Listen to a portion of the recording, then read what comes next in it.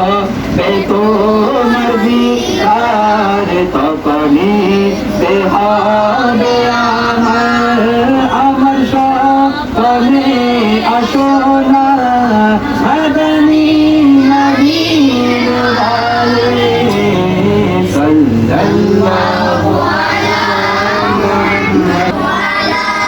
মুহাম্মদ সাল্লাল্লাহু আলাইহি ওয়াসাল্লাম। আমরা সবাই জানি আমাদেরকে কিয়ামতের ময়দানে উঠতে হবে, সবাই জানি না?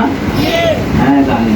এটাও জানি যে হযরত ইসরাফিল আলাইহিস সালাতু ওয়াস সালাম সিংহার মধ্যে ফু দিবেন, দুনিয়া মধ্যে যা কিছু আছে তছনছ হয়ে যাবে, সাগরের মধ্যে তুফান উঠবে, আসমানের তারাগুলো খসে পড়বে জমিনের মধ্যে, দুনিয়ার মধ্যে যা কিছু আছে সমস্ত কিছু তছনছ হয়ে যাবে।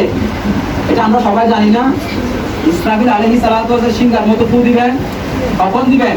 কিয়ামতের আগে।